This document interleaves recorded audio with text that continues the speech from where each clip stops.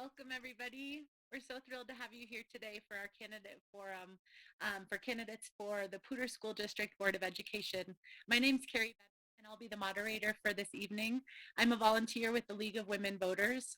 The League of Women Voters is a nonpartisan organization that aims to support active engagement in democracy, which includes registering voters, educating voters, helping them get up to speed on issues and candidates so they can make decisions that are right for them and their values when they cast their ballots every November. For this forum, we have a wonderful slate of candidates. Not all of the candidates were able to join us tonight, some for personal conflicts or they didn't respond to our invitation. So we hope you will enjoy hearing from those that were available to join us tonight.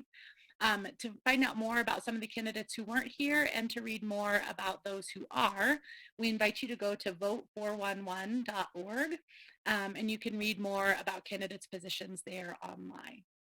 Before we get into the rest of the logistics, I want to thank Fort Collins TV, FCTV, for hosting tonight along with the League of Women Voters.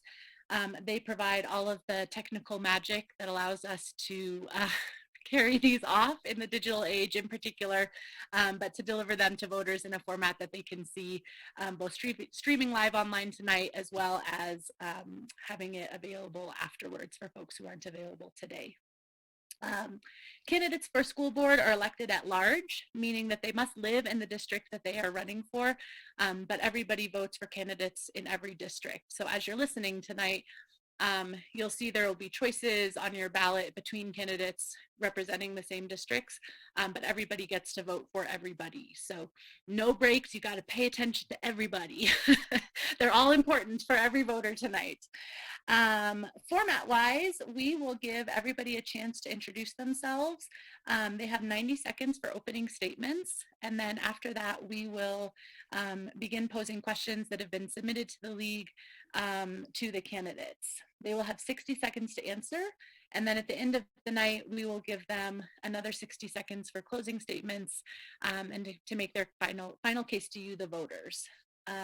We encourage everybody to engage in tonight's forum with the utmost of civility and modeling the thoughtfulness and integrity that you would expect to see from our wonderful Poudre School District students. So I invite you to join us with that spirit tonight. Right? Without further ado then, I think we're going to jump in with opening statements. Our timekeeper is ready. I'm going to start with Kristen Draper, who is running for a seat in District C. Kristen, you have 90 seconds to give your opening statement. Go ahead. All right, thank you so much. And I just want to also thank the League of Women Voters and FCTV for hosting this tonight and for asking us to come. It's a great pleasure to be here. I just want to let people know my name is Kristen Draper. I am running for re-election for the Poudre School Board in District C, and I've been on the board since November of 2017. I work at the Poudre River Public Library District as the digital literacy librarian, and I'm also a longtime volunteer for the Center for Family Outreach as well as PFLAG. My belief is truly that public education is the great equalizer. And I've been a recipient of public education my entire life, from kindergarten all the way through to my Bachelor's of Science in Industrial Engineering from the University of Massachusetts at Amherst, and then on to my master's degree of Media and Technology, Educational Media and Technology from University of Northern Colorado. I have two kids who have gone through the district. They both went to Develli and Elementary, and then they went to Lesher Middle School. And from there in 2016, my oldest graduated with IB at Poudre High School, and my youngest has now graduated in 2019 from Poudre Community Academy. And they are both have either completed or in public schools. So I started volunteering in PSD in 1996, so even before I had kids. And you can find me in the you could find me in the classroom volunteering. I was PTO president. Now I am on the board, and I just want to go ahead and make sure that you understand that I am all about the education, the equity, and the excellence of Poudre School District. And so I hope you will re-elect me so that I continue that hard work and that good work of education, equity, and excellence. Thank you. Appreciate that, Kristen.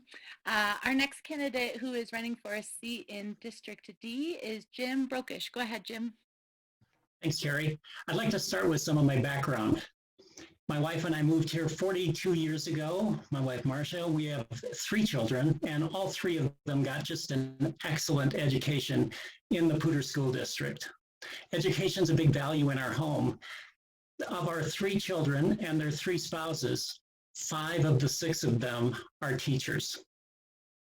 I spent my career at HP, and during that time, I was recognized for my integrity, for listening, and for hard work, getting things done. After retiring from HP, I helped people get jobs. I coached over 350 people on interview skills and resume skills, most of that as a volunteer. So what are the jobs of tomorrow that we should be preparing our students for today?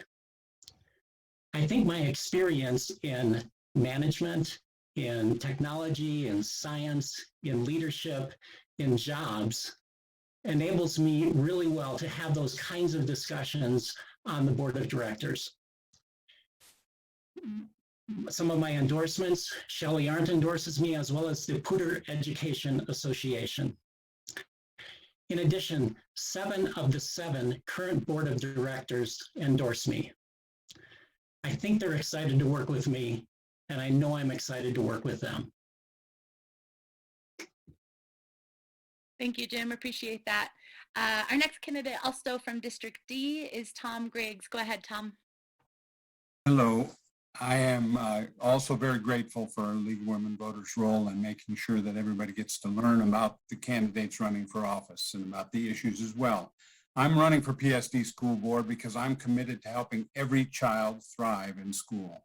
I'm proud to come from a family of educators, and I am the only educator in this race, and I would be the only public school educator serving on the board if I'm elected. So when I was a kid, my father was a public school teacher and he was a union representative. And watching the work my own kids have done, it seems as though in one form or another, my whole family has truly caught the education bug. All of this has helped instill me a love of teaching, learning, and service. It also drove me to get a teacher certification, 2 master's degrees, and a PhD in teacher education. I've worked tirelessly to improve education for every kid, even as I have been working on my campaign this fall. It's my personal experience as a classroom teacher that has provided me an insider's knowledge of what every student needs. I've taught both future and in-service teachers at UNC. Since I retired a year and a half ago, I've served alongside many of my former graduate students while teaching ESL and Spanish in local public schools, ESL being English as a second language, for those who aren't sure what that means. My younger students, those who I'm teaching now, those where I am teaching now, are some of the most diverse and vulnerable. I know firsthand why equity and inclusion are important and how to help through action and not just talk. My commitment is to create a better new normal as we continue to recover from the pandemic. Thanks very much. All right, our next candidate running for a seat in District E is Carolyn Reed. Go ahead, Carolyn. Hi, and thank you guys for hosting tonight. It's great to be here.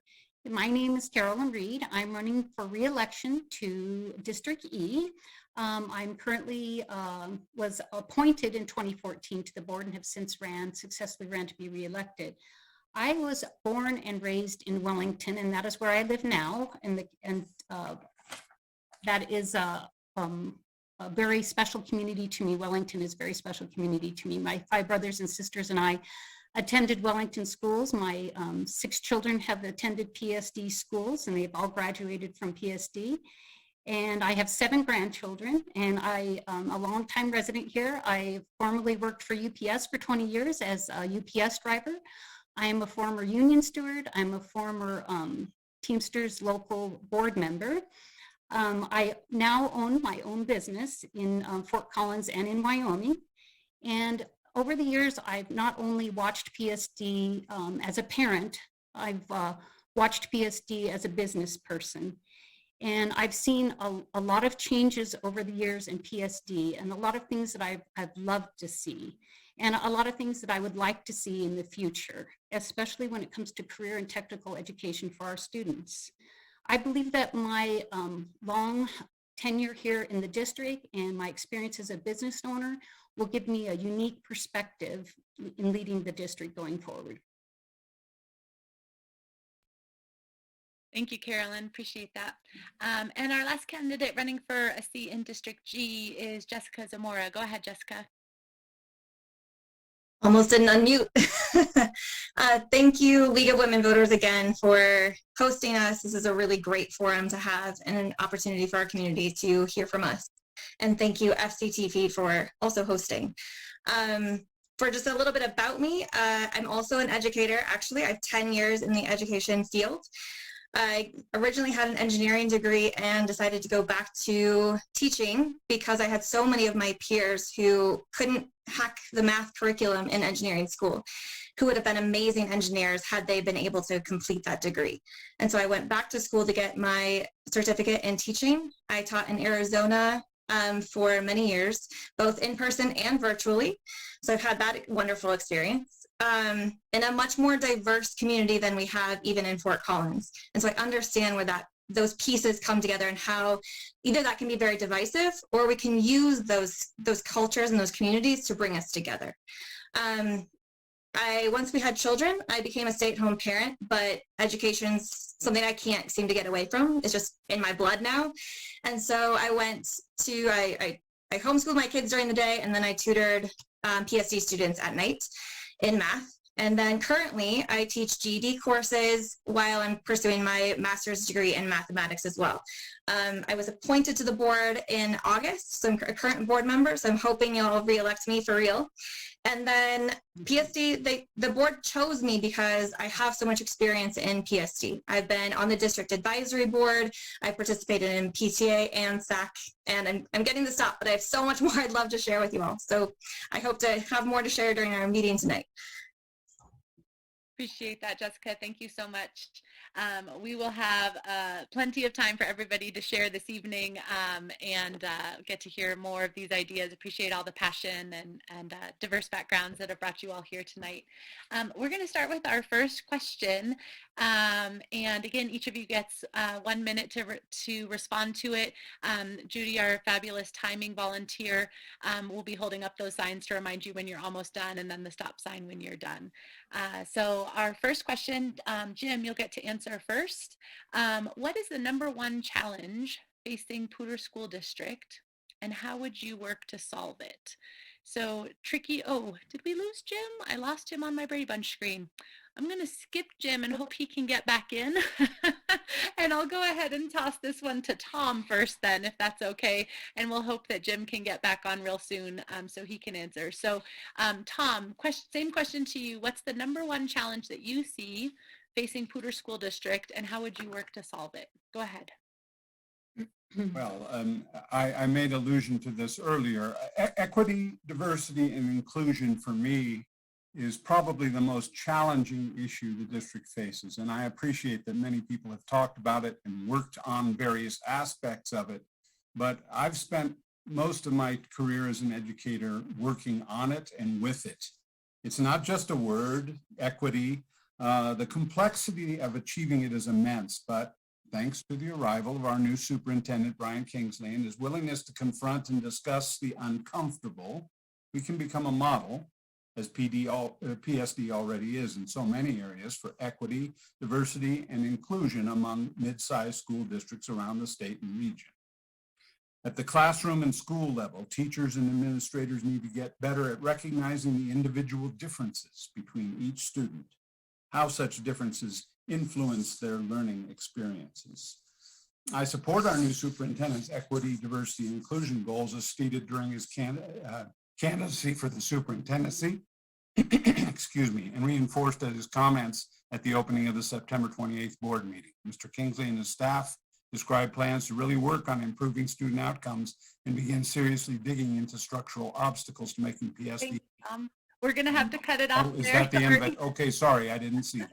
That's all right. I just wanted to say I look forward to working with Mr. Kingsley on the complicated issues, on these complicated issues. Thanks, Tom. Appreciate it.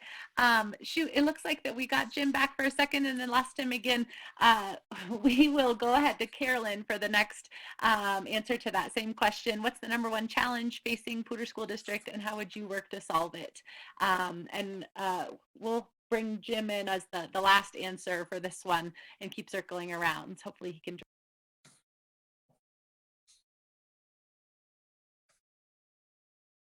Carolyn, you're muted.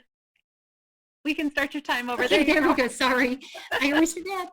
Hey, so I think it's really hard to pick just one thing because there are so many challenges every day in a district this large. But a lot of things that drive our challenges are money. There's a broken funding mechanism in the state of Colorado that really makes it hard for PSD and other school districts to have adequate funding to do the work that they need to do.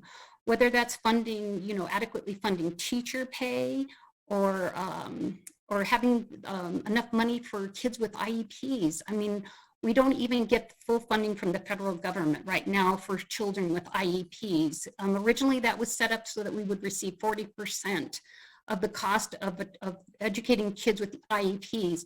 And so I think that money issues are the overarching theme, I think, for all of the things that are running in the district. It takes money and it takes people to run a school district and educate children. Thanks, Carolyn. Appreciate that. Let's go on to Jessica. Biggest challenge and what would you do to solve it?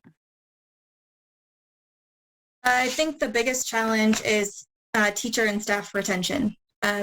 We were seeing teachers leave this profession before the pandemic, and the pandemic just made it worse. And so I think Poudre School District has some really amazing tools in its tool bag for keeping teachers. Just some of the benefits that we provide, really considering them and keeping them at the table in those conversations. But we also, because of this pandemic, because of all the workload that we keep putting onto those teachers, need to find ways to fill their bucket, not just spend more and more of their time and energy on things outside of the classroom or imposing things on their classroom instruction. And some of the things that Carolyn just talked about are things that will help with that, right? Money gets more staff so that teachers aren't having to backfill other classrooms. It provides the opportunity for more paras in a classroom to really focus on the students who desperately need individual attention. So I think teacher retention is our absolute biggest thing that we need to focus on this year. Thank you, Jessica. Same question to you then, Kristen. Go ahead. Biggest challenge facing the district and what would you do to help solve it? Okay.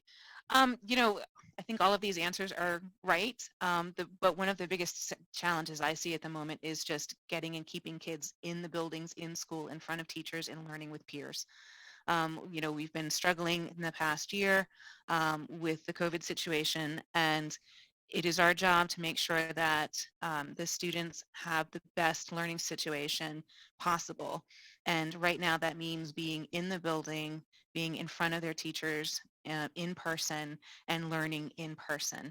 And so, we're working with that right now.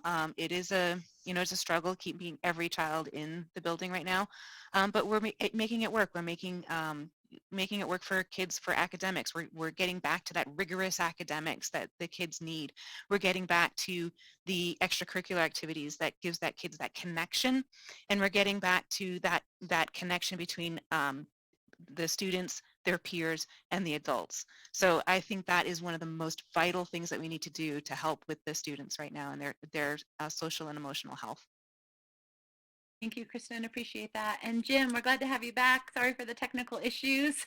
Thank you very much. In this era of Zoom, everything, we have a hold grace for when it doesn't work, and I'm just glad to have you back now. So the question is, what's the number one challenge facing Poudre School District, and how would you work to address it? I would say the number one issue that I see is social emotional health. And I think a lot of that is coming from the pandemic, kids getting back together again and trying to figure out how to relate again in their groups. For me, I actually had been talking over the weekend with one of the counselors in town, and she, at one of the schools, actually it was one of the counselors, sorry, I'm just a little frazzled from my technology issues. I was talking with one of the counselors, and she brought up the circles that she puts together, peace circles, to do a lot of social and emotional work with groups.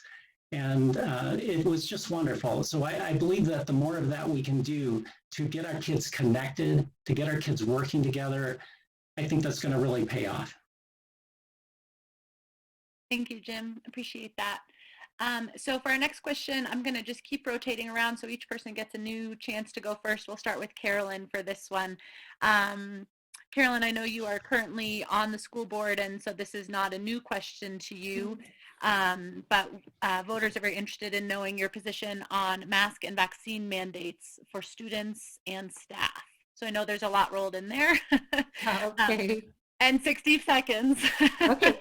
So Well, currently the district is masking, and we started off masking. I know several school districts around us did not start with masks, and now they are wearing masks. Masks are how we keep our students and our staff safe, not only safe, but in school. We keep kids out of quarantine. And like Jim was just talking about, we're talking about kids' social and emotional health. We want to keep our kids in school. So there's where I'm at with masking. When it comes to vaccinations and requirements for vaccinations are not new. Currently, the state requires 5 inoculations for kids to attend schools. Right now, the state of Colorado does not require a COVID vaccination. Whether or not the state moves to require that is yet to be seen. I would highly recommend that the staff and the teachers in our district get the COVID vaccine. I think that is the best way for us to keep our teachers at work and our kids and our staff safe, and like I said, and in school.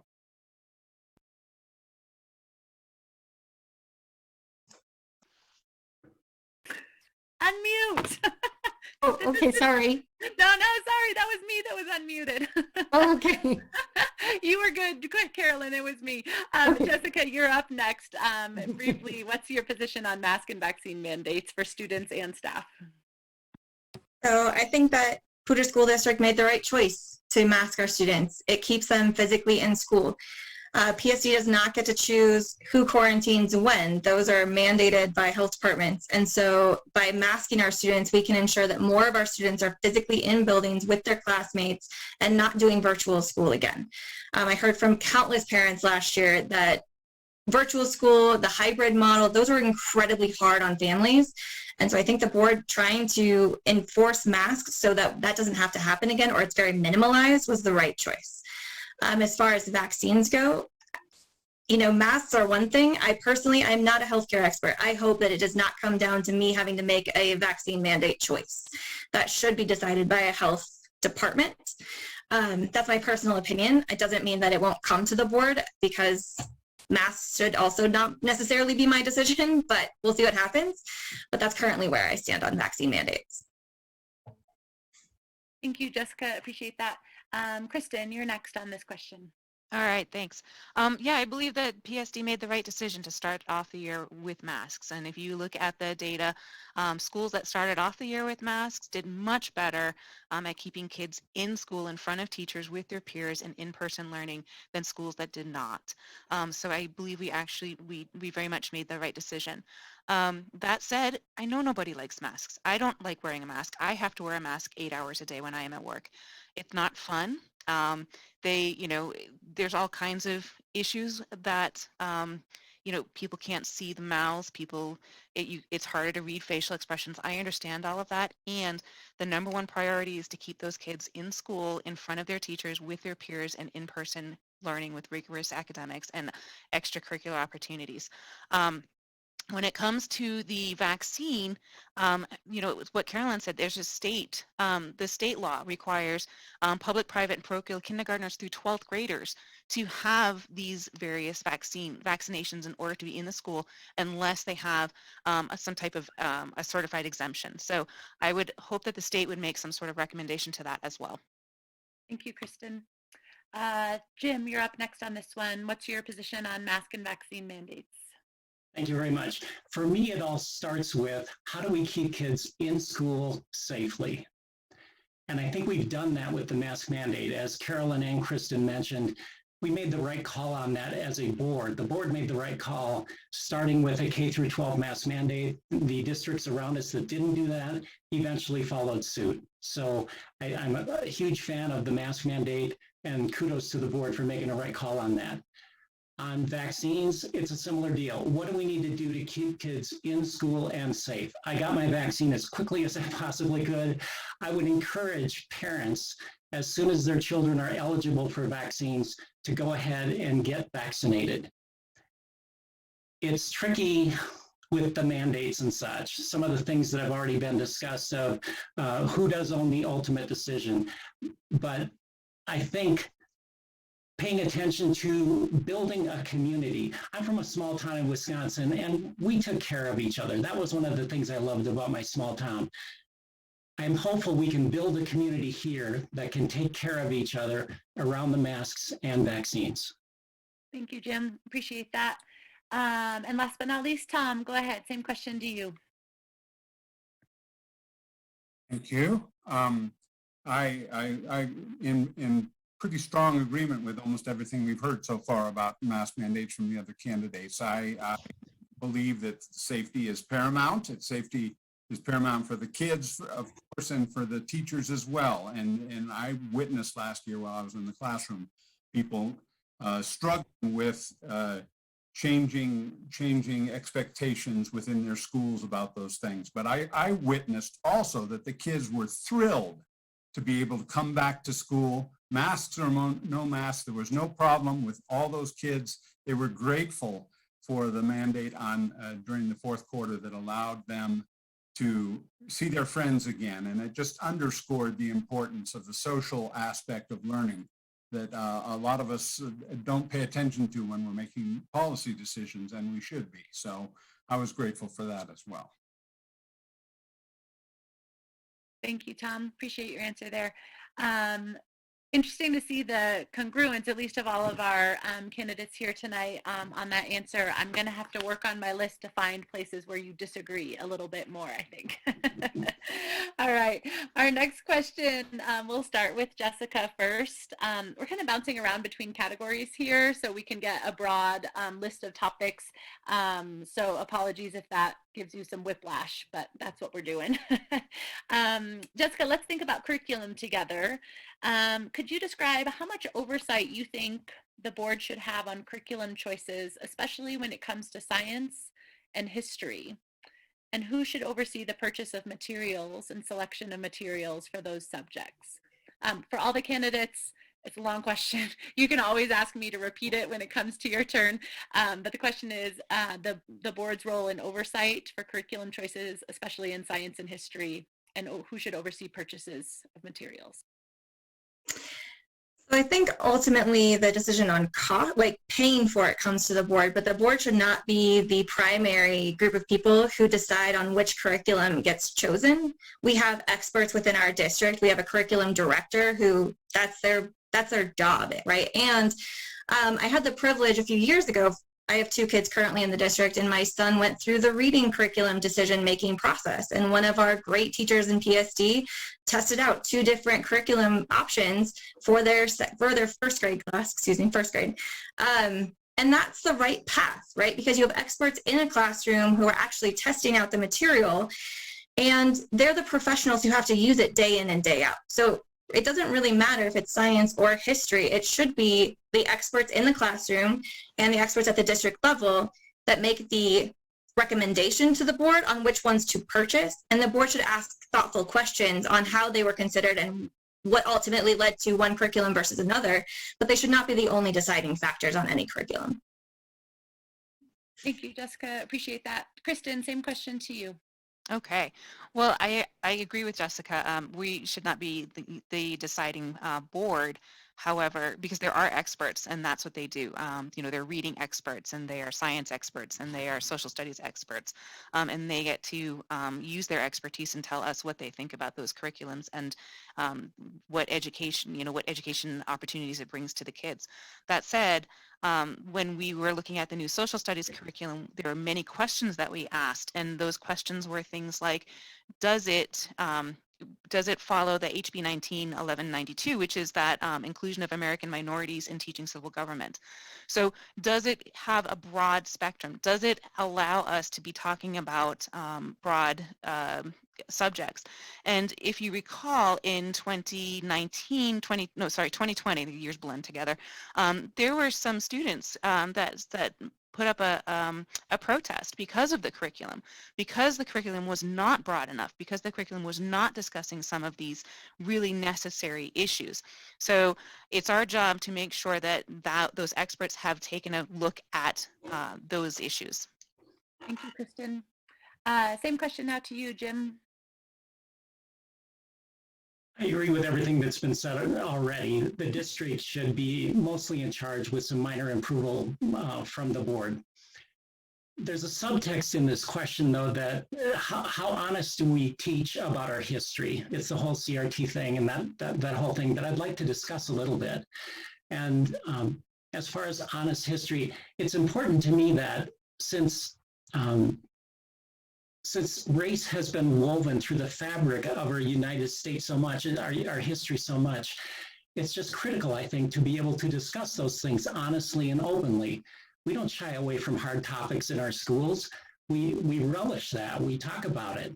My kids had a great teacher at Poudre where this history teacher, there'd be discussions in class, and whichever direction the class would be going, he'd take the opposite view and fight. And at the end of the year, nobody in the class knew whether he was a conservative, a liberal, or a Democrat, Republican, independent. And what he was doing was not teaching kids what to think. He was teaching them how to think. And that's what we need to be doing. Thank you, Jim. Appreciate that. Tom, you're up next. Same question. I think one of the interesting things about curriculum is that it's not what a lot of people outside of the field of education understand it to be. Curriculum is the course you run to learning. That's actually the Latin root of it is the course we run.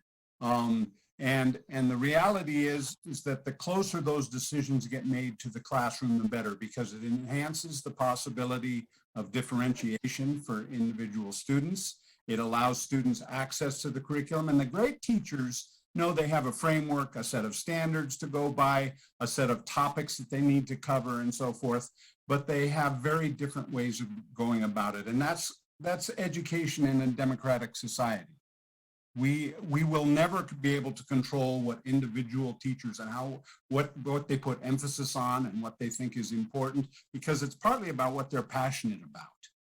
And we need to understand that and let teachers who can demonstrate that they can make those decisions, make them for themselves. Thank you. I appreciate that, Tom. Carolyn, you're the last one on this question. Go ahead. All right, thank you. And I'll say I broadly agree with everything that's been said here. The district does have a policy in place for selecting curriculum, and that does involve the director of curriculum, that involves teachers, it involves parents. And they bring those recommendations to the board. But Kristen is right. It's up to the board to ask those probing questions and make sure that the community's voice is heard in the selection of that curriculum. And the board does that by asking those probing questions. And so I don't support the Board of Education just making a choice by themselves. No, there's a process in place, and it's a good process, and we've used it for years. And so while the board might get to have the last say, I think that the process for selecting curriculum is vigorous, and that it's good and helps reflect the community's desires. Thank you, Carolyn. We're going to stay on the topic of curriculum a little bit as it relates to what Jim called out as kind of the undercurrent of this question. One question we had is, explain ideas you have to protect teachers from attacks when they're teaching U.S. history curriculum. So I think Jessica alluded to teacher retention and the challenge of that. We've talked about, Tom mentioned the idea of the course that you run. So in the course of running that, do you have ideas to protect teachers when parents or community members disagree with the ways that a teacher is teaching U.S. history curriculum? We're going to start with Kristen on this one, and we'll go through the line from there. Kristen, go ahead. Okay, thanks. Well, first off, as I said before, there are state laws that are protecting teachers from to teach these things. So you have the inclusion of the American minorities in teaching civil government. We have the Holocaust and genocide studies in public schools. So this allows the teachers to, dive in depth into some of these studies, particularly in history, that may be considered by some people to be divisive or that they struggle with. As far as protecting those teachers, again, the state law will do that, but we have to show, I believe it's our job as the board to show those teachers that we are engaged in this, that we have their backs on this, and we're doing that by asking these probing questions when they're talking about the curriculum. We did this when we were talking about a social studies curriculum. We asked, do they talk about Stonewall? Do they talk about Tulsa? Do they talk about it within the curriculum? Because if it's there in the curriculum, absolutely the teachers get to go ahead and teach that 100%. And I get to stop, so sorry. Thank you, Kristen. Appreciate that. Jim, same question to you. I don't know that I have a whole lot to add on top of what Kristen said. Anytime that there's attacks on teachers, I get concerned. I think generally our staffs are amazing teachers, and I already addressed some of this in my previous example. So I don't think I have a lot to add except that the board does need to have the backs of the teachers and make absolutely sure that we're doing everything we can to back them up in these situations. Thank you, Jim. Appreciate that. Tom, same question to you. How would you protect teachers from attacks? Well, I'm not specifically aware of attacks. I can well imagine that there may be some. There are a number of mechanisms through which parents who don't like the way a particular teacher is teaching, for example, history, since that seems to be one that tends to be more controversial than others, that the real goal is to make sure that the parents are not. First of all, if it's physical attacks and so forth, we do have ways of protecting teachers to do that from those kinds of attacks. But the reality is we also have teachers, adults have certain amount of choice. Parents have a certain amount of choice about having their students in one class or another, and they can go to administration and talk about getting changes, counselors, and so forth. So I just think that there are mechanisms in place to protect teachers appropriately, and that the teachers need to be able to create curricula that responds to the needs of the individual students. Thank you, Tom. Appreciate that. Same question to you, Carolyn, now. Well, first of all, I'd like to point out that our teachers in our district are teaching to the Colorado academic standards. Right. And so every teacher in this district has the full support of this Board of Education when they are teaching to the standards. And as far as what would we do to protect them, I don't know if you mean from verbal abuse or physical abuse. Obviously, like Tom says, when it comes to physical abuse, we have state laws to protect people from that. When it comes to verbal abuse, we as a board need to have our teachers' backs. We need to show the community that we support our teachers, we support our curriculum, and we support teaching to the state standards. Thank you, Carolyn. And last but not least on this, Jessica, go ahead. I mean, I mostly just want to echo what's been said. If, again, the teachers are teaching to the state standards, they're doing their job, and they're doing it with their expertise, with their bachelor's or master's or PhD degrees that they've attained to help them be able to teach those skill sets to students. And so as a board, I think what we do to support them is stand by the state standards, continue to support historical months, and stand behind that those are important and valued within our community. We can also potentially, I mean, I guess there's one thing that we could potentially do to help them or change something is perhaps give them more professional development to help them be more like Jim's children's teacher who kept it neutral. And maybe there are some teachers who could use some of those skills, but as long as they're teaching to the standards and teaching the curriculum and engaging their classrooms and their students to be thoughtful thinkers, they're doing their job. And so we should have their full back regardless. Thank you, Jessica. I keep scanning my list to see where I can get you all to really disagree, and that wasn't it. Let's move on to our next question, and Jim, we'll go to you first for this one. I have an idea of how you might have the same answer for this one, but I'm hoping you can come up with some different specifics so voters can see the differences between some of you. All right, this is talking about budget and staffing. If Proposition 120 passes, and if that passage results in a reduction in school funding to the district, what spending cuts would you propose to offset that reduction? So financial woes and stretched budgets are always a problem, but it might be particularly bad with Proposition 120. So how would you propose to offset that reduction? Kristen, we'll go to you. I'm sorry, no, Jim, we're starting with you on this.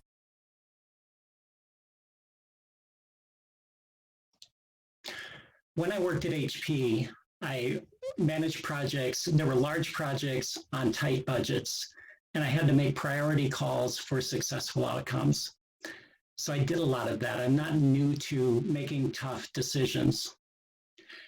Going specifically to what I would wind up cutting, I don't know today exactly which program or which this or which that I would cut. But what I would do is I would always focus like a laser beam on what's best for our kids. And if we take that view, we will wind up with good answers from the board. Thanks. Thanks, Jim. Tom, go ahead, you're next. I keep having trouble turning on that mute, unmute button back and forth. I don't know why. I believe that an organization's budget is a direct reflection of its priorities. And so right now, our priorities need to be focused on health and safety of our students and our teachers. And that's what's happening. That's fundamental. When I taught at UNC, we would talk about Maslow's hierarchy of basic needs, and that's basic. There's no question that has to be a priority regardless of what else happens. But the fact is that some students have been impacted more than others, and it's imperative we allocate funds for kids experiencing a lack of those basic needs. So I want to see diversity be closely attended to and equity being closely attended to, regardless of the priorities. I am not as familiar with the details of the budget at this point as one who's not been on the board, but I will be using those as a filter for determining where we put our resources and how we focus our goals and make sure we reach our goals with regard to education. Thank you, Tom. Carolyn, you're next on this one.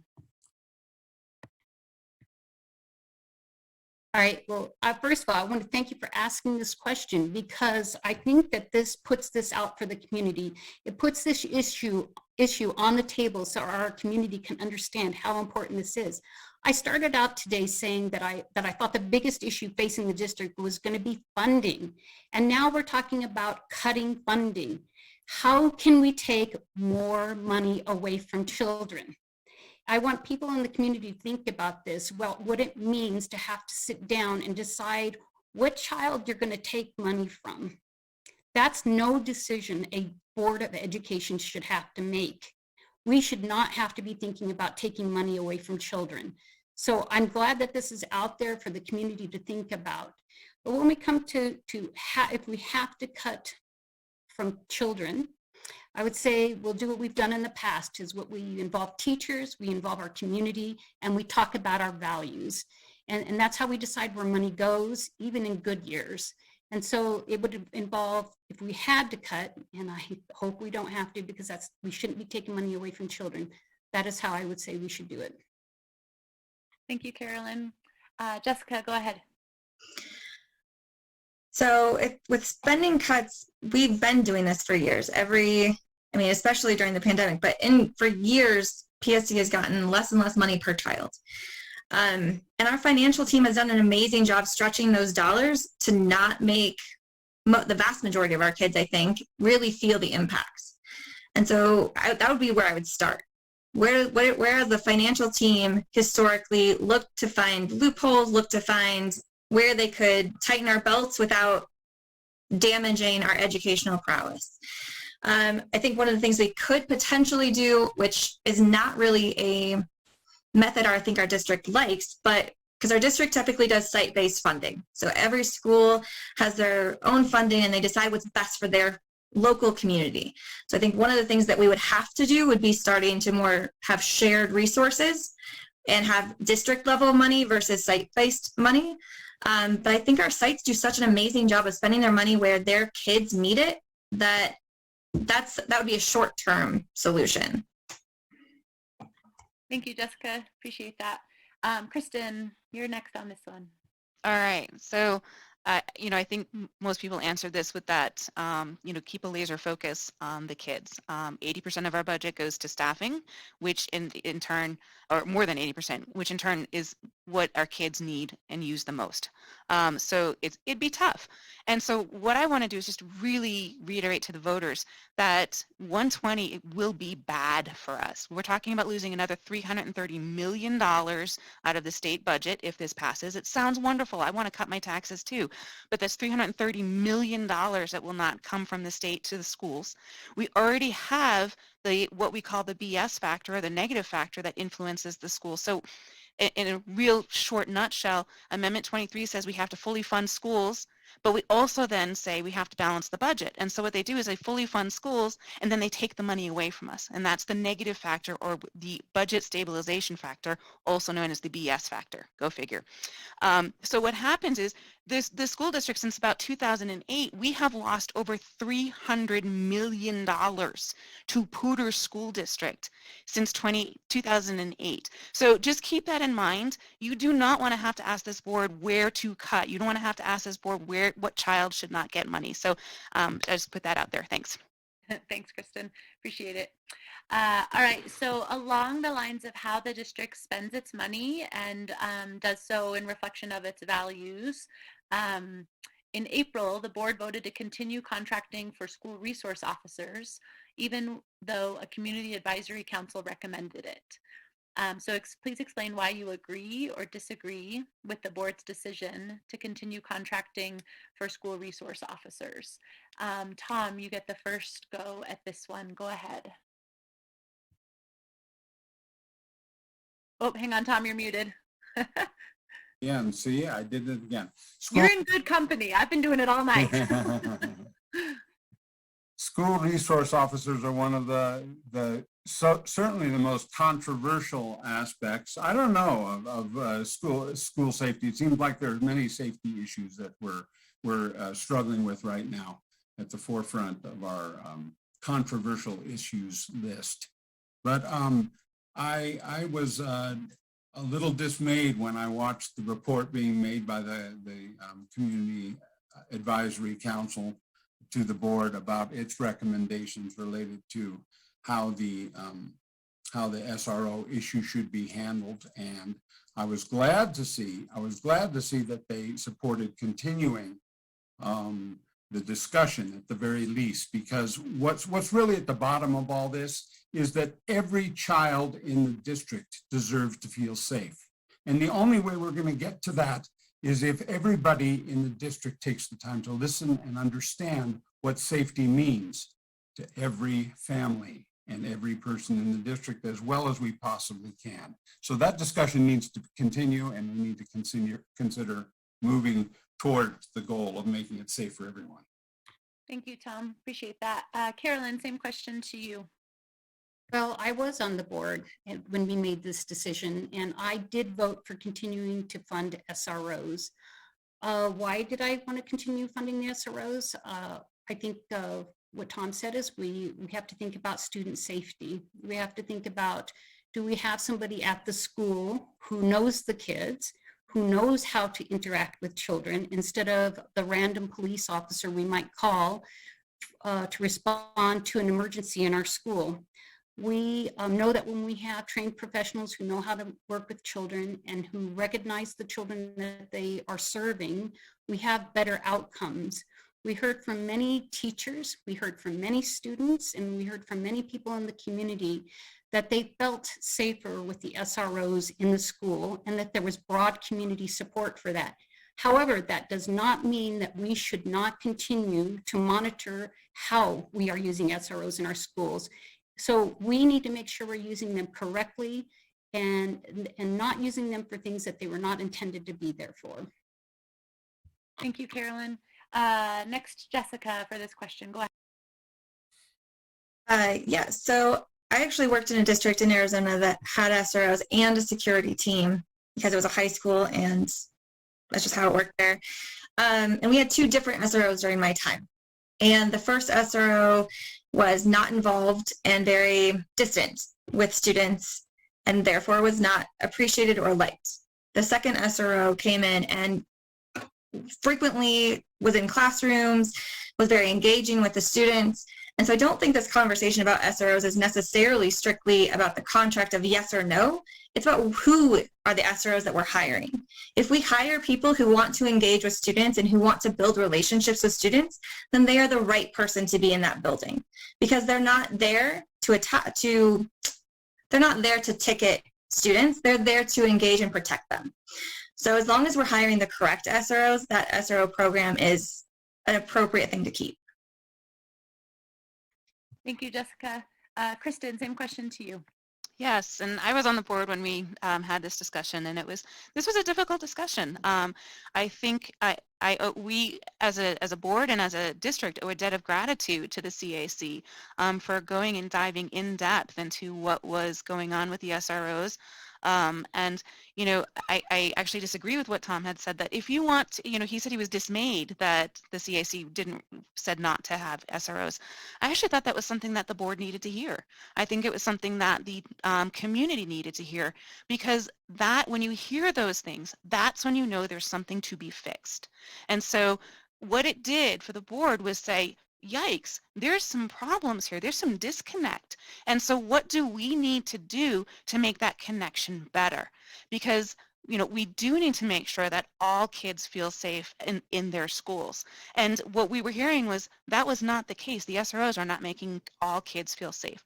So to that end, yes, I voted to keep the SROs, and I voted that we needed to change the standard operating procedures. We needed to change a bunch of the things that they're doing, and that we're constantly reevaluating and still looking for other things that we can possibly do.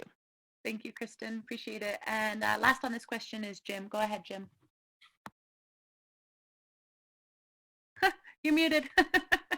I love what Jessica said. I think having the right person in the job is especially critical for our SROs. The right SROs build great relationships with the kids, and they provide that positive law enforcement role model for them. My son-in-law works at Greeley West High School, and he personally has seen examples of where kids might have gone to gangs, but the personal relationship with the SRO kind of turned that around.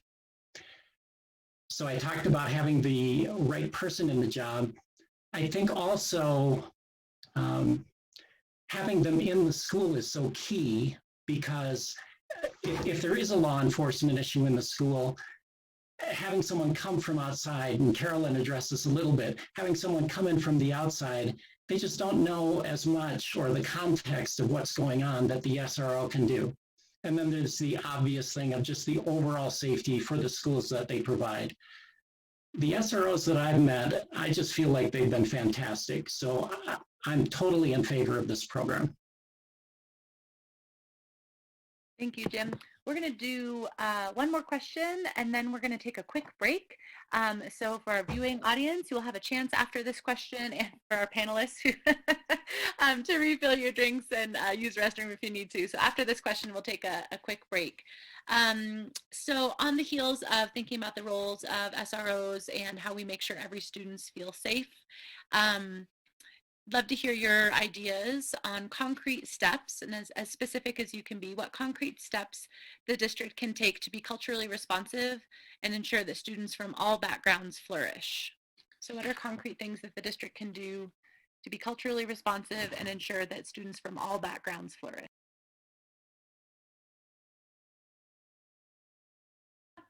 I was muted and I needed to call on somebody. Time for a break. All right. First up for this one is Carolyn. Go ahead, Carolyn. Well, I think the great first step that the district has taken towards making sure that our district is being culturally responsive has been the hiring of our new superintendent, Brian Kingsley. One of the things that the board really concentrated on when hiring Brian Kingsley was whether or not he could come in and help us respond to the wants and the needs in our community for culturally responsive education and environment in the school district. And I think that Brian, our Superintendent Brian Kingsley, has come in here and he has hit the ground running. He has a good focus on this. He's engaged teachers and the staff in this work. And I expect to see really good things happening in the district over the next year or two as Superintendent Kingsley works with his staff to make sure that we are culturally responsive. Thank you, Carolyn. Jessica, next to you. So a couple of very specific things that I think we can do and we can influence as a board are improving our hiring practices. It's something that's been in discussions at CSU and with the city at large. So it's only natural that the school board does that as well. And with that, if students start to see themselves with their teachers, they start to understand that they can be a productive member of society just as they are. They don't need to come with any special face on or persona. They can just be themselves. And they can see that with their teachers, with their bus drivers, with staff at the school.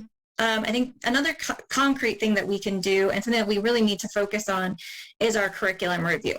So making sure that we're looking through our curriculum through a lens of that equity and cultural responsiveness, so that we're ensuring that our curriculum isn't hurting our students. It's really engaging them and making them feel a part of instead of separate from.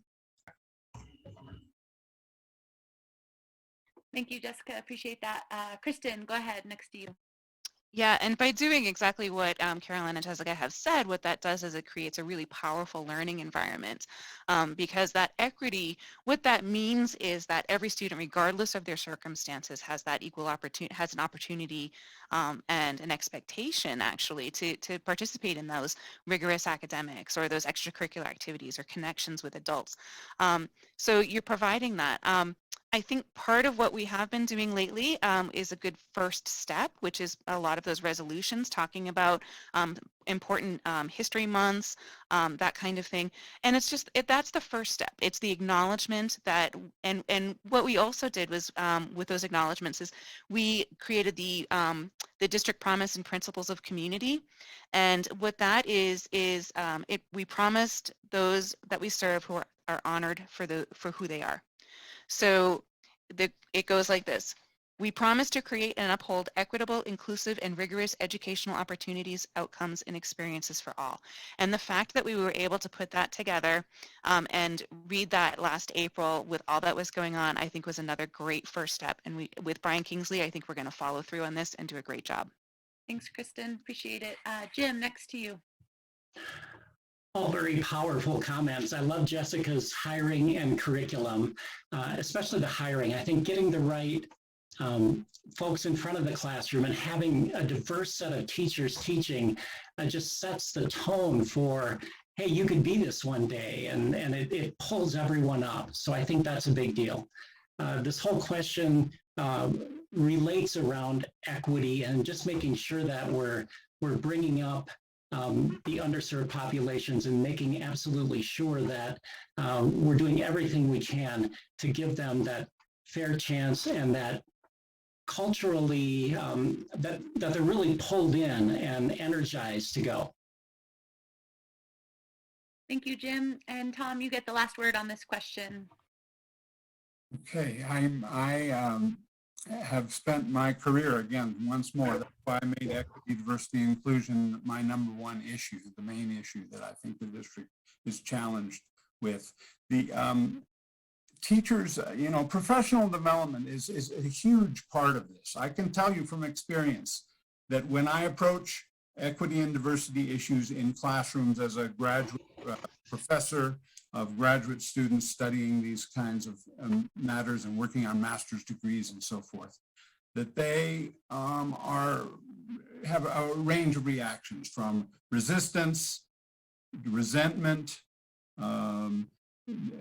defensiveness, a number of different things. And in order to really be responsive and understand how complex cultural differences and individual differences, you really have to work through that. And I think the only way to accomplish that is through professional development, frankly. And so the district has to provide concrete opportunities and build those in one way or another through budgeting or whatever to make it possible for teachers to pursue professional development in this area. Thank you, Tom. I appreciate that. All right, with that, we're going to take a quick 5-minute break. So to our live audience, we will come back at 8:06. And panelists, at 8:06, we'll start again. And I think, Jessica, you'll be teed up to answer first. So you definitely need to be back on time.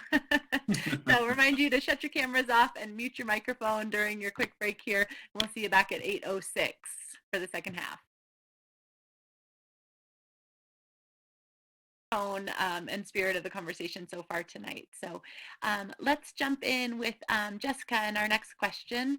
It has been a difficult year for everybody, but for decision makers and parents and families in general, and that obviously has impacted school boards and the school district. So I'd love to hear, Jessica, what do you think can be done to encourage civil discourse at school board meetings while still allowing all voices to be heard, and the passion that people bring for issues that you all are making decisions around?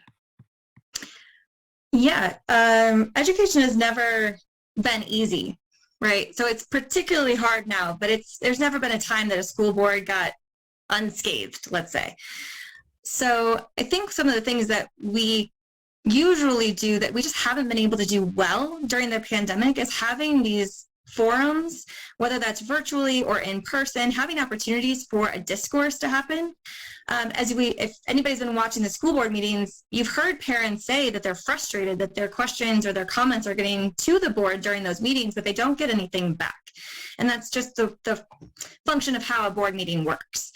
But we also used to do forums where community members could go and talk to the board and get a response, or at least be aware that they were heard in the first place. And I think that's something that we can bring back, especially if we're getting to a point where we're masked and we're feeling confident that that's working. Then we can have community forums, we can have community groups where everyone is coming to the table and working on a solution together, instead of everyone coming to the solution from various entry points with no actual discourse happening. Thank you, Jessica. Appreciate that. Kristen, we'll circle back up to you on the same question, encouraging civil discourse at board meetings while allowing all voices. Yeah, and I mean, agreed, this year has been very, very difficult. Normally we would have engagements, we would be at the library, we would be out in the public, we would be meeting parents and community members where they are and be having a discussion. And that's one of the beautiful things about having that discussion is you get to tell me how you feel, and then I get to tell you what's happening, and then we can maybe come to some sort of agreement, whether it's even just to agree to disagree. But you can have a discussion about that, where in a board meeting, unfortunately, you can't do that. It's just the way that the nature of board meetings, that you get to say something and then we have to move on. That said, what I do want to say is, the people who are coming to the board meetings, I want to thank them for doing that. They're engaging in the democratic process. They're letting their voices be heard. It's a great thing for them to do, and we do hear that. Even when it is just one direction, we hear that. We hear that there are people saying, "This is what I like. This is what I don't like." So that's being taken into account for sure. The one thing I will end with is I really encourage those people who are coming to those board meetings to think about what they're doing and how they're displaying for the students, because what the students are seeing, they'll emulate. So I'll leave it at that. Thank you, Kristen. Appreciate it. Jim, you're up next on this question. Yeah, one of the first boards I went to in person, there were a lot of signs out in front of the building, and the board meeting was fairly contentious in the community comment part of it. There was lots of concern. I would even go so far as anger, and in some cases, maybe not as civil as I would have liked. It was an interesting meeting because a few agenda items later, we had the Larimer County Health Department get up and give have a discussion about masks and about what is the status of COVID in the community and all of those kinds of things. And one of the things I wish we had done in that meeting was encourage all of those parents that gave their comments in that meeting to stick around for the next discussion by the Larimer County Health Department. As it was sort of like there were two ships passing in the night, right? and I would really love to somehow pull more community together on this issue. And I think we do that by listening better to each other. Thanks. Thank you, Jim. Appreciate that. Tom, you're up next. Yeah, I think communication comprises both speaking one's mind and one's opinions and listening well. And listening it turns out, is probably one of the more difficult abilities to develop as a human being. I've learned this through long hours of trying to improve my own listening skills. We really easily get caught up in thinking how we want to respond when we hear a word that sparks us and that sort of thing. What I would bring to the board is a real strong sense and capacity developed over a period of many years of learning how to listen. And one way I would do that is I would do what I've been doing during the campaign, is I'd be going out meeting people, finding out about their issues, asking them what their issues are. And that really is a huge way that a board member can augment what goes on in board meetings with a greater ability to communicate with the constituency that we represent. Thanks, Tom. Appreciate it. Carolyn, you're last on this question. Go ahead. Okay, so I think the question is how do we encourage good civil discourse at board meetings? And I think that we've had a lot of people, parents, and community members come with really strong opinions and with a lot of passion. And they've spoken with a lot of passion at our board meetings. And Jim is right, we've had some raucous meetings. Maybe we've had one raucous meeting, but I would say by and large, we have managed to have civil discourse in this community. And I think that's because we have great community members, and because we have a great process when our community members show up for community comment. And that goes back to having also a good leader. And the Board of Education has a great leader who makes sure that when our community members come, they feel valued and they feel heard. And I think that the good process and having an exceptional community has really helped us kind of stay in between the fence posts when it comes to civility. Thank you, Carolyn. So our last question was thinking about communication with community and parents.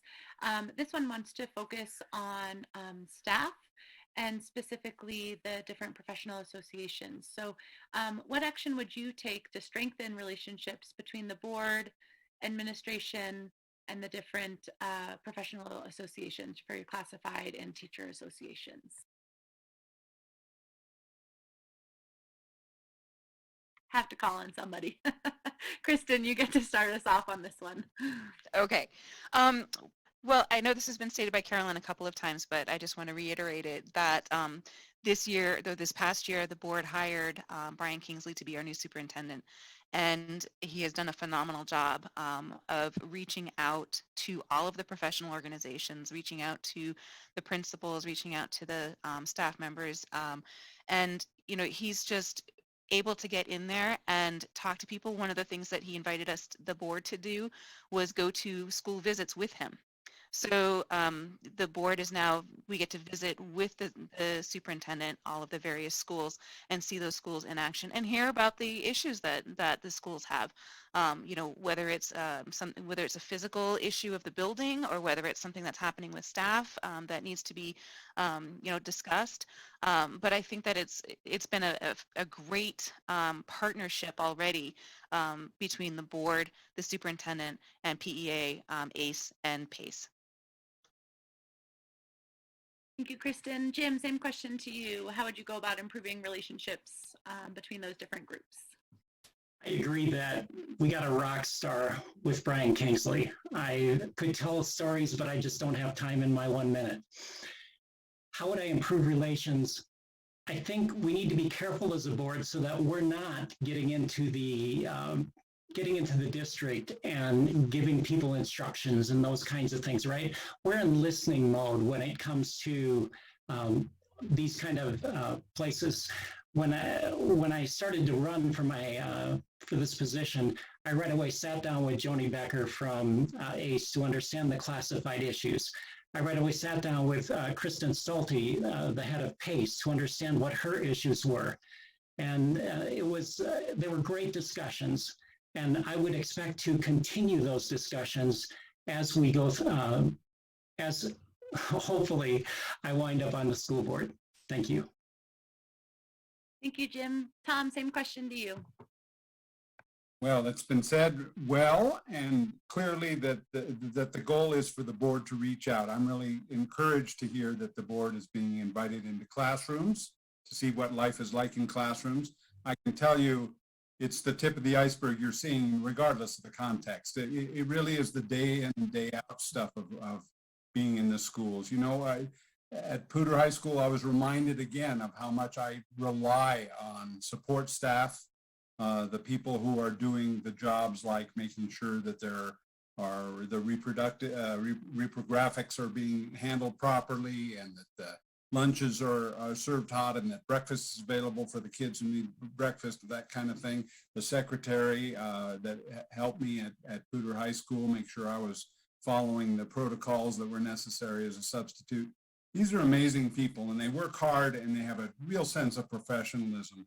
We need to both honor that and make sure we understand that and that they understand that we value their work and we want to support it as well as we can. Thank you, Tom. Carolyn, same question to you. Okay, so I think that everybody has probably hit on this, and that's communication. The board needs to be open to communication from the staff, from teachers, from classified employees. That means the HVAC worker, that means the bus driver, that means we have to be open to communication from everybody in our organization. And I think hiring our new superintendent, we have made leaps and bounds this year on improving communication, but it's not only about improving communication, it's about availability, it's about being there at the schools.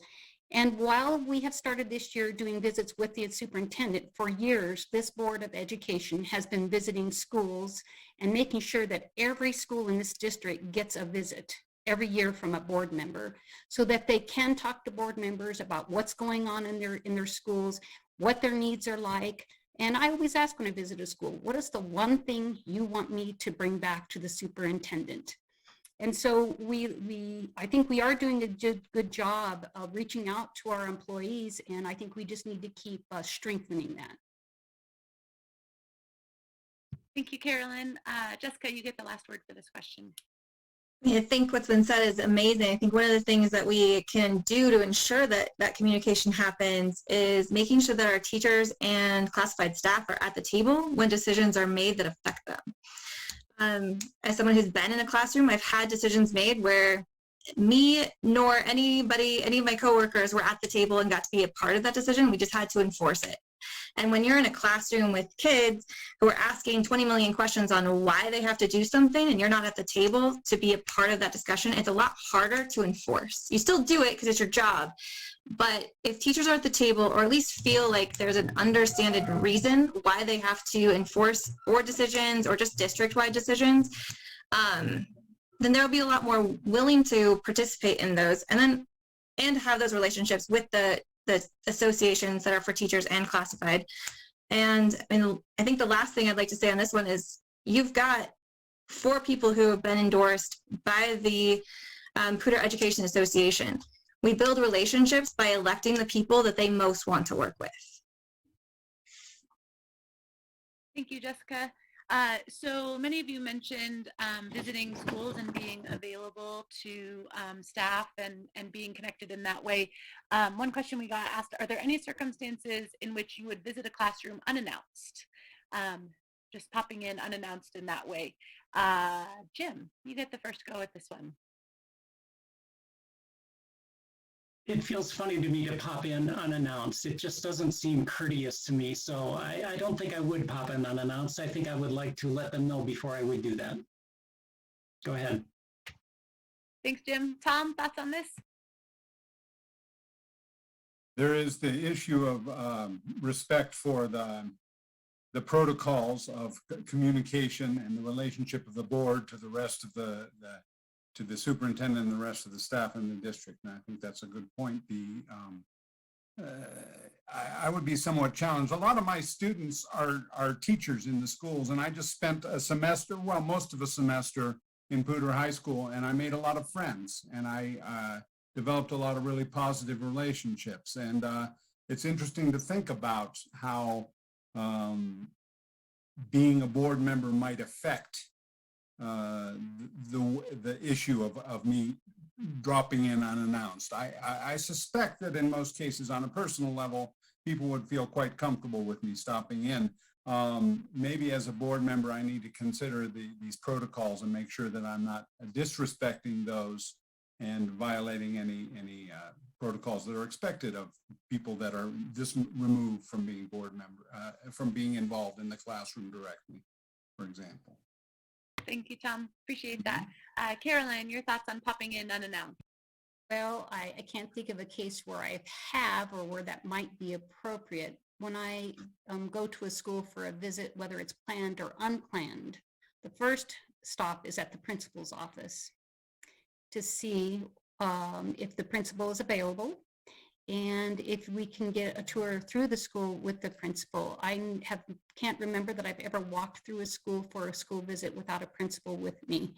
And that's really helpful because that gives a lot of assurance to the staff and teachers that that you're there for a scheduled visit, that there's somebody with you that's giving them some reassurance that why you're there. And so, like I said, I can't imagine why I would do that. And like when I do visit a school, it's always with the principal or the assistant principal.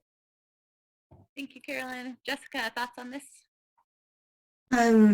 As someone who's been a teacher and had people pop into my classroom unannounced, I think it depends on, as long as there's a respect, it doesn't tend to be a problem, right? If I came into a classroom trying to disrespect that classroom or trying to kind of get a gotcha moment with a teacher, that would be entirely inappropriate.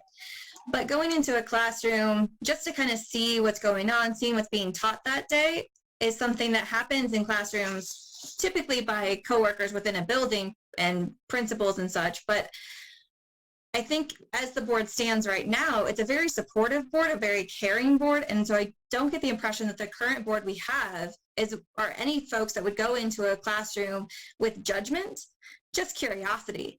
And so as long as we maintain a board and a relationship between the board and staff, that we are there to support them, we are there to care for them, and that we don't come with judgment, then I don't know that there would be necessarily a problem with popping in. But I'd like to kind of know where that question came from and what the background story to that question is, because that sounds like there's a concern. I'd like to know what that is. I wish I knew. They just hand me a list and I go for it. But there must be a story there. So appreciate everybody's candor with it.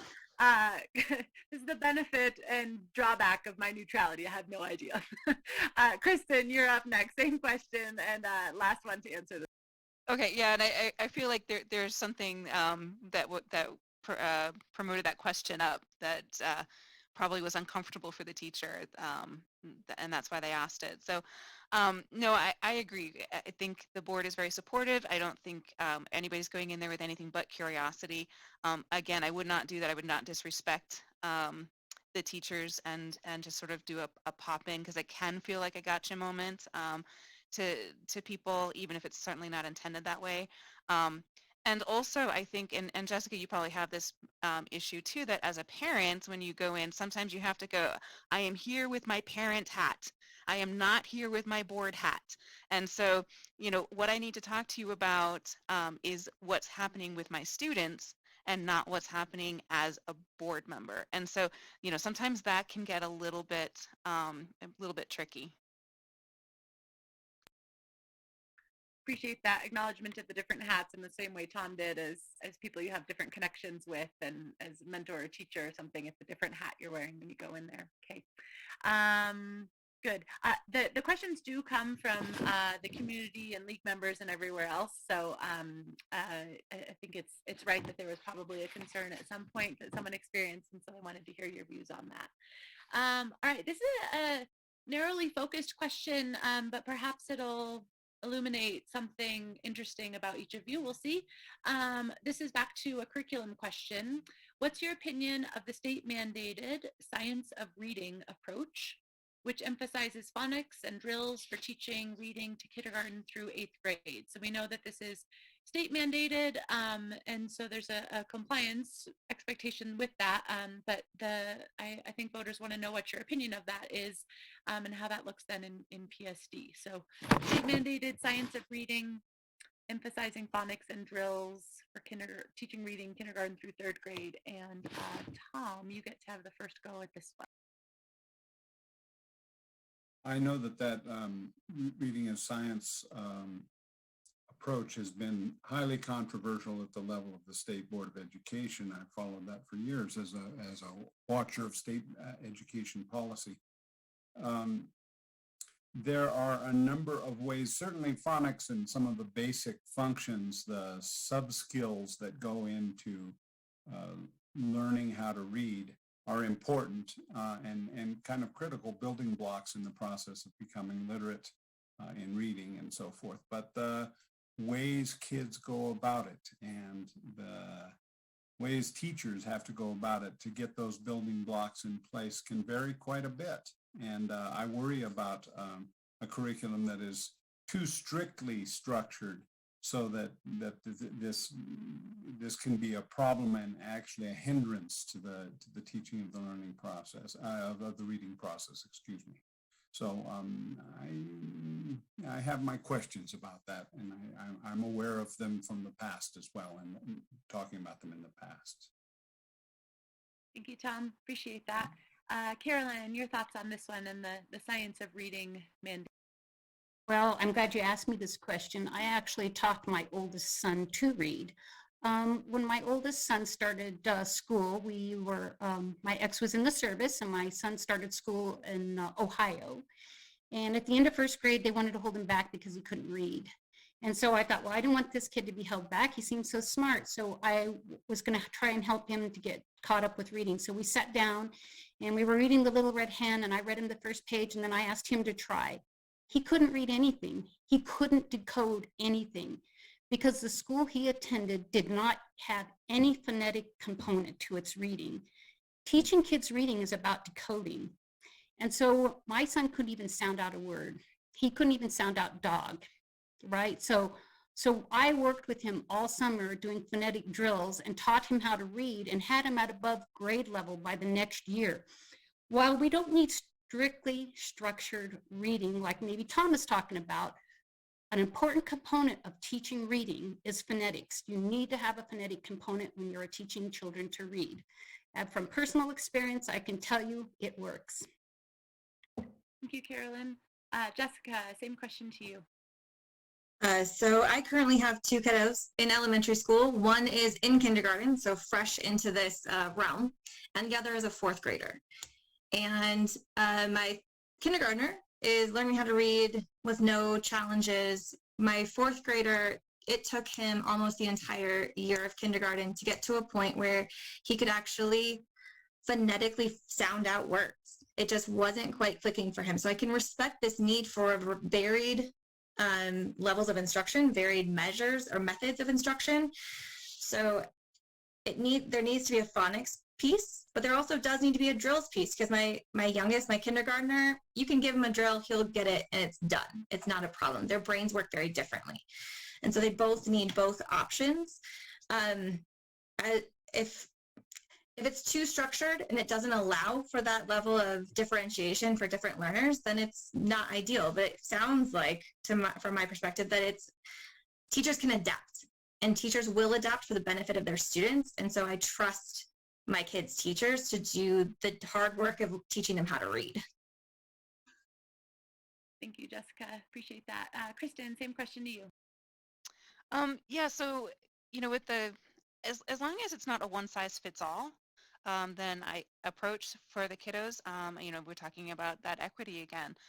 You would not give extra help to a math student if they're struggling in reading, and vice versa. So if the student is doing well with phonics, we want to make sure that they can go ahead and get to their sight words and that sort of thing. But if they're not, then we need to make sure that we're bumping that up. So I think there needs to be some really good components to both. But I'm a by my trade a children's librarian, and so that's what we had done for years, was to teach the phonics. We would sound out words with the kids in story time and that sort of thing. So I think it's a the place to start, but just make sure that it is not a one size fits all. Thank you, Kristen. Jim, you get the last word on this question. Thanks. I agree that phonics are important, and I also agree that the teachers are going to customize things to make things fit. I think that's what they should be doing, and that's what they do. It's important that all kids learn to read by third grade, because after that third grade, they're reading to learn, not learning to read. So I think it's really critical that we do what we're doing and keep those class sizes small for lower grades, so that we do a good job with getting everyone up to speed reading. I'm reminded of my Dunn grade school with my kids. The principal would pull every kid into her office and have them read to her. And she just felt that was that important, that she would do it for every single kid.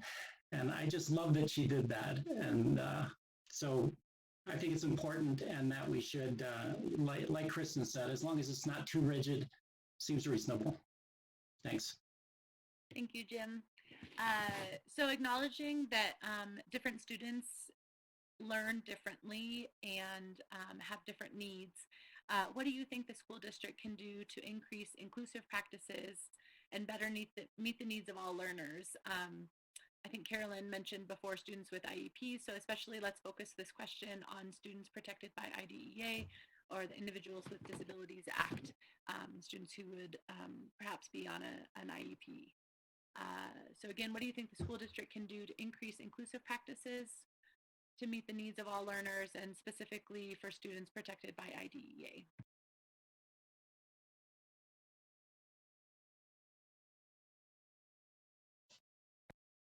Sorry, Carolyn, you get to go first. All right, thank you.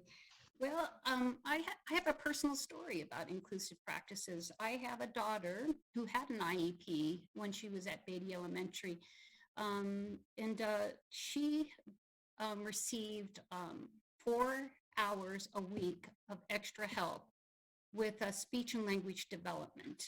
And this went on for I think 3 or 4 years. And this kind of work can be kind of intensive, and it can be kind of expensive, but it's so critical. It's so important. Early intervention is the single greatest thing we can do for our children, because that speech and language deficit for my daughter turned into her greatest strength. She is now a linguist. She speaks 2 languages. So when we pour resources into our kids with needs, whether they're kids with IEPs or our underserved community, when we pour resources in there early, we change the trajectory for these children. It's really important. And I'm going to go back to, that's why I don't want to take money away from children. These are the important things that happen that we don't see, that people don't realize are going on inside these buildings. Thank you, Carolyn. Jessica, same question to you. What can the district do to increase inclusive practices? For these particular students who have educational needs, what we do is we spend money on hiring people who can work with them directly. As a teacher, I've worked with these students many times, some who needed math specific help, but others who needed help in other subjects that were not my specialty. And what happens is you either have someone who comes into the classroom that helps them while they're in class, or they pull them from class. But that's still an extra individual, an adult who specializes in helping young people to be able to learn. So at a district level, really the only thing we can do is funnel money into those positions, because that needs to be a site-based person who works with those students directly. Thank you, Jessica. Kristen, same question to you. Okay. So, that I think what we're talking about really is the true definition of equity, right? That all students have the same opportunities and expectations regardless of the circumstances that they come from. So what we need to do is people sometimes confuse equity with being equal. It's not that we're going to spend the same amount of money or same amount of time or same amount of curriculum. It's that one person may need a boost while the other one is doing okay. And so what Jessica was saying is we need to, keep boosting those who need more in order to get them to the level that they should be at, reading at third grade or graduating or whatever it might be that we're striving for. And I think part of what I've been hearing a lot is, one, that we are running low on paraprofessionals. We don't have enough, and especially during COVID, if one person is sick, then another person has to come in and sub, and it just makes it extremely difficult for us to do that one-on-one. And the other thing is that it's much more beneficial for both the teacher, the paraprofessional, and the students if it's done in class. So you're getting all of that help for the class, and the other classmates are seeing that as well. Thank you, Kristen. Jim, same question to you. Pretty much everything that Jessica and Kristen said, but the things that I would add to that are, we are stretched in the district. And when I talk to people that counselors or people working with these populations, what I hear from them is, I'm worried. I'm worried that I can't provide the adequate care even to get this person. It's not even just getting them up to speed. One teacher actually came to me and said, I'm worried about getting sued.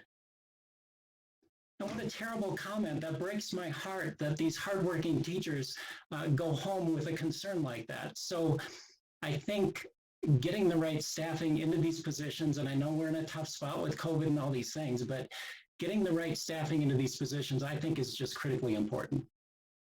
Thanks. Thanks, Jim. And Tom, you get the last word on this question. Go ahead, Tom.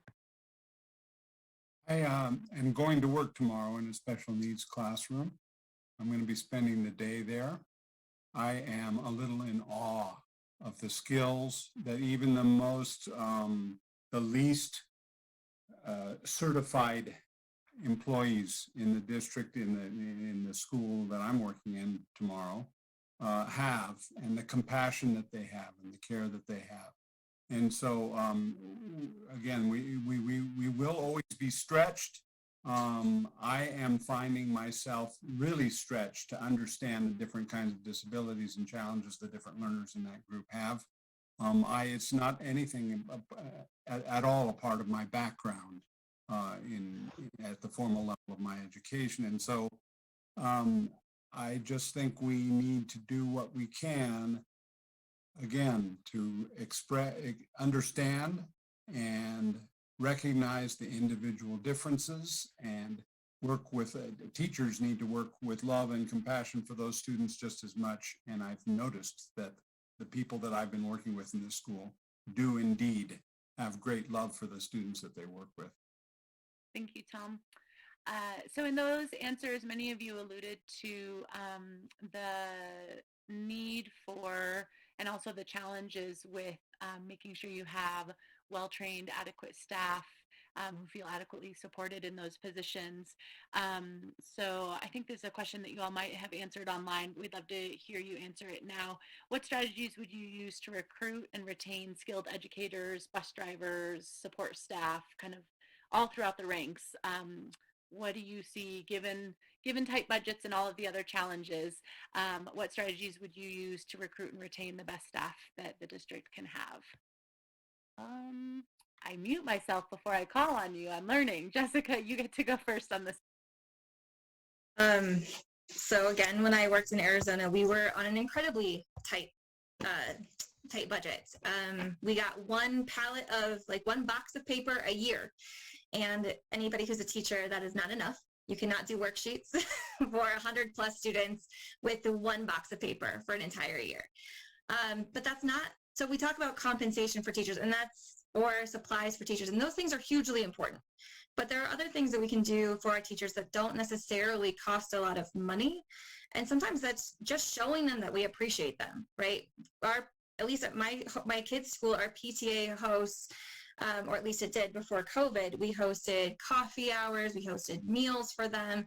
It's finding ways to support teachers in a way that doesn't necessarily cost the school district money, but it shows them that they're loved and cared for, so that when there is any extra money available, they know that it will eventually come to them, right? Right now, we're obviously a very tight budget, so we don't have a lot of room for budgeting on salaries because they take up such a large portion of our budget, but we can do it in other ways to show them that we care and love them. Thank you, Jessica. Kristen, next to you.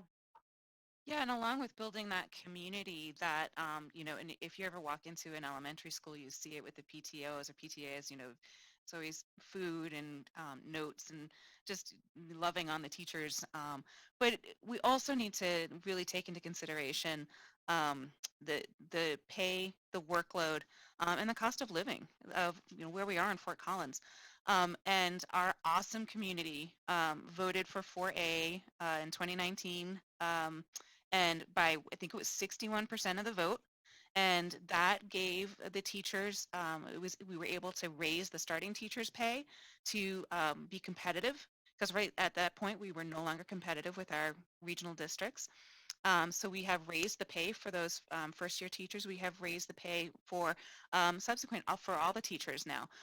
So that is also showing them that we respect what it is that they do. And I think particularly after the year of COVID, there are many of us parents who go, I didn't know you had to do that too. So teaching is not just, sitting in front of the students and expounding your information upon them. There's a lot more to it, and I think a lot of our parents and us, we understand that now. Thank you, Kristen. Jim, you're up on this one. Thanks. What I heard at the start of this question was a lot about staffing, and we've had staffing issues with bus drivers, with paras, with substitutes. And I think one of the things that the district did really well during COVID is they kept some of those the bus drivers on during that time. They kept some of the nutrition specialists on during that time and figured out ways to utilize those people even during that period, so that now as things are ramping up again, we're still short, but I can tell you we'd have been in much worse shape had we let those people go. So I think I have to commend the district for how we handled that. And teachers, I totally support what Kristen said. We got to do everything we can salary-wise, but what we can't do salary-wise, we really need to fill in with community support, with parental support, just as much support as we can possibly give our teachers. Thank you, Jim. Tom, you're next. At the last board meeting, on September 28th, I commented on a missed opportunity that we had to potentially propose another levy at this point for the coming election, the one that's about to decide which of us will serve on the board. It's pretty clear that this is a year where there's a great deal of controversy, and as Kristen pointed out, 61% of the folks supported a bond measure approving and increasing funding just 2 years ago. This would have been and could have been an opportunity to see that the circumstances coming around that we could potentially even get more. And that's the kind of approach I want to take as a leader on the board. It is not intended to be a criticism of any past work that has been done related to this, just to point forward and say, you know, we've got to keep an eye out for opportunities. We've got to be proactive in finding them, and we've got to make sure teachers get everything they can. They can't afford to live in this town right now, and that's not working out. Thank you, Tom. And Carolyn, you get the last word on this one. Okay, thank you. So once again, I'm going to go back. We were talking about cutting our budget. We're talking about taking things away from the district. And now the question is, how do we recruit and train and keep staff? Well, 4A was a great first step, but it's not the last step. I agree with Tom that maybe we're going to have to think about running another levy at some time in the future. But when we do that, we have to make sure that we have great communication with the community, that we explain to them why we're going for this. We let them know what's going on. And so first and foremost, the board would need to have to build community support. So that would be my first thing, is if we want to raise salaries for teachers and staff, is that we start building that support, we start educating the community about what's going on.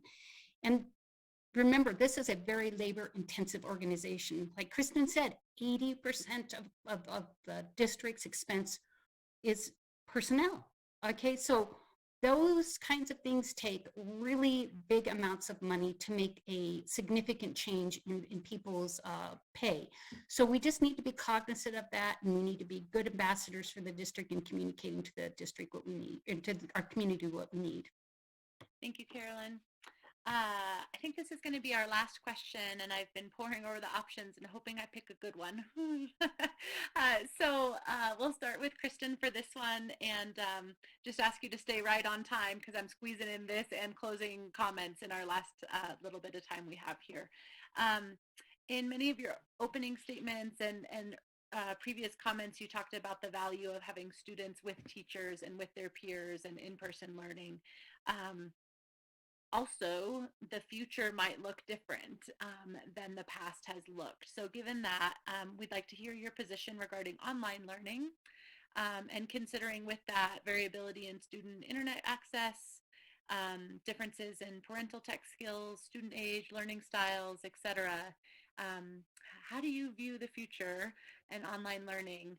And again, just quick 60 seconds. I say that is a giant question for 60 seconds. I know. Go ahead. Well, let me start off with, I currently work as a digital literacy librarian at Poudre River Public Library District, and I work with digital equity. So just this past week, we had the Digital Inclusion Open House, where we talked about how you can get low-cost internet, how you can get low-cost devices. And the library also helps with parent training. So I actually made a number of videos that explained how to get into Parent View, or how to use a lot of the things that you needed to Google Classroom online. And yeah, I hope it doesn't go back to normal. I know some people keep saying that we want to go back to normal. I hope what it does is it goes to a new normal. One of the things that if you go over to PCA, what they're doing is they have a fabulous camera system in the back of their classroom that allows people to simultaneously be in the classroom at home and ask questions as if they were sitting in the back of the classroom. The teacher doesn't have to do anything like move their camera, set anything up. It will follow them throughout. It's automatic. They're $1,500 a piece. Trying to do that for 52 schools times however many classrooms is going to be rough. But stop you there, Kristen. Yep, thank you. Sorry, thank you very much, Jim. Same to you. Let's see. I think over time there may become hybrid models that will be effective over time. I really enjoy the in-person aspect of schools. I think most kids do. That's how they connect with their peers, really, is with seeing them, with playing with them, especially in the early years. So I think face-to-face learning is still really going to be important. As in situations like we've had last year, where we're forced to some forced into some online learning, I think it becomes a real diversity issue where maybe not everyone has internet access. Maybe not everyone is adept at using certain technologies. So I think it's important in those cases where we jump in and help that population as best we can to bring them up to that level where they can have that access. Thank you, Jim. Tom, same question to you. Well, I've got to mention that I spent 15 of my 20 years at UNC teaching distance education, and I immediately got interested in the question because as a former actor who came to the teaching profession and was really interested in the performance aspects of teaching and how performance affects how kids respond to teaching and instruction. For me, it was a tremendous loss, frankly. And so I started researching this idea of how to humanize the online learning environment. I don't think we'll ever completely replace technology because there are students for whom it just doesn't work.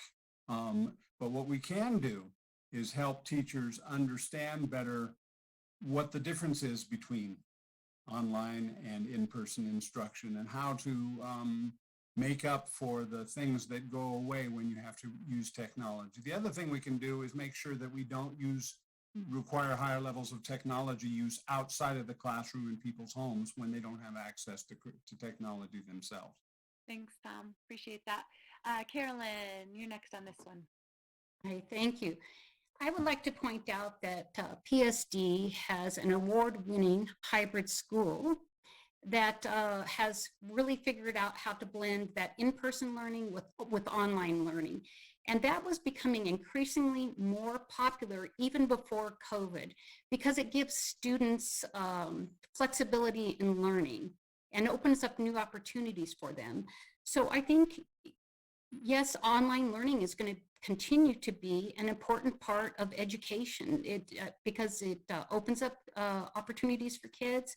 It helps kids have access to courses they might not otherwise be able to take. And so, yeah, I do think that online learning is important. I do think that it is here to stay. I think that you have heard, though, from parents that online learning in a complete model maybe doesn't work so good for kids because some kids seem to really crave the connections of the in-person learning. And so it's nice that we have the ability to offer students a wide range of learning opportunities. Thanks, Carolyn. And last but not least on this question is Jessica. Go ahead. Yes, I've taught virtual school to high school students, predominantly to students who had either medical or activity reasons, but also for students who regular school wasn't working. They were getting themselves into trouble in regular school. I currently teach a GED class that's completely virtual. And so I can see the benefit of it in a way, but you really have to work exceptionally hard to build the connections and to build that classroom community. And that's incredibly hard in a virtual environment. However, we also all live a good chunk of our lives on the internet, on our phones, on our computers, right? Like we're not going to get rid of it. We're not going to go back. And so this new normal is really where we're headed. And there's a time and place for technology, right? And so I don't think last year was ideal to be thrown into it without any prep. But I do think there's a lot of space for where technology can be used. There's actually some new teaching models that have students learning a lesson or listening to a lesson at home and then coming to class for more interactive work. And so there's a way to use this and do it well. Thanks, Jessica. Appreciate everybody being so concise on that. And I'm going to ask you to do the same now for your closing statement. So again, you get just 60 seconds. And Judy, who's been so fabulous and on top of it as our timekeeper, will hold up that stop sign and I will interrupt you or we're going to go over. And that is a cardinal sin of running these things. So we'll go in reverse order. So backwards from how we've been going, which means Jessica's going to start us off. Go ahead, Jessica, closing statement. Great. Thank you again for hosting us. This is my first forum and this is amazing. This is a lovely event. I hope that I've convinced some folks that I'm worthy of your vote because I've got this education background. I've worked within PSD. I have volunteered a significant amount of my time with PSD in the past with the district advisory board, talking about really hard topics with a large group of parents, with parents across all the entire district from every school in our district on topics like SROs and social emotional learning and equity, diversity, and inclusion. So I've had these hard conversations. So I'm prepared to continue those hard conversations with our community in a larger capacity and ready to make decisions with those topics and any additional topics because I've spent the time learning about our district at large. I have 2 current kiddos in the district, so I assure you every decision that gets made will affect my family and everybody I know. So I will definitely be held accountable to anything that happens in this district as well. Thank you so much. Thank you, Jessica. Carolyn, you're up next for closing. All right, and then thank you guys for hosting tonight. And so I would just like to point out to everybody that, I'm a longtime resident of Poudre School District, that my children all attended Poudre School District. I've always valued the public education that I got in Poudre. I think that it propelled me into the business world. It's been public education has been so important to my children too in Poudre School District. And I'd like to take my historical knowledge and my knowledge as a business person and continue the relationships that I've built in the community over the past few years and continue to do this work that I really enjoy. It's one of these jobs that you do as a volunteer. It takes up a lot of time, but it's the best unpaid job you can ever have. I love what I'm doing. I love the group that I've worked with, and I found in the district so many passionate people, and I hope I can continue working with them and with the community. Thank you, Carolyn. Appreciate that. Tom, you're up next. I'm running as an independent candidate, and I will champion progressive change to create a better new normal, as other people have referred to. The current board lacks a public educator's experience and voice, and I will provide that. I'm glad to hear about Jessica's background in education. I didn't know about that, Jessica, so thanks for sharing with us about that. The most important things we can do are keep our students safe, increase teacher pay to help retain and attract excellent teachers, including teachers who better represent the diversity of our community and the student body. We need to focus on educating the whole student by understanding each student's individual gifts and challenges and embracing what makes each child unique. Every student should have the opportunity and the resources to thrive. As the representatives of the people within the district, the board should be more accessible within the community and enable better two-way communication between the district and families. These are my commitments to the students and the families of the district, and I hope I can earn your vote. Thank you, Tom. Appreciate it, Tom. Jim. Right. We have a great school district here with the Poudre School District. My goal is to continue that and make it even better. I believe my background in business and science, technology, leadership, all of those things makes me a strong candidate for the board. We all want a school district where our kids are challenged to be their very best. We all want a school district where it's very inclusive and where we're bringing underserved populations up to be the best that they can be. We all want a school district where we're paying our teachers in a way that's going to have the best and the brightest in front of our classrooms. My dream is that somehow we can pull together our community, the district, and the board to make all that happen. And I hope you'll give me a chance to help do that. Thank you, Jim. And Kristen, last closing comment. All right. Well, I want to thank the League of Women Voters and FCTV and Carrie, especially you, for keeping me on track when I started to go over that 1 minute. So I'm hoping that tonight here you have seen that I'm the best candidate for District C for the Poudre School Board. I'm honored to serve this community, and I really look forward to continuing to create the best Poudre School District that we possibly can. So I hope that you will reelect me, Kristen Draper, so I can continue the work for education, equity, and excellence in Poudre School District for our students. Thank you so much. Thank you. This is the time in an in-person forum where I would ask the audience to join me in a round of applause for appreciation for our volunteers and our candidates. It's a little lonely here with this panel format, but I'm sure everybody watching online is clapping in appreciation. So thank you for that. Thank you to the other volunteers in the League of Women Voters for their work in putting this together, and to FCTV for hosting.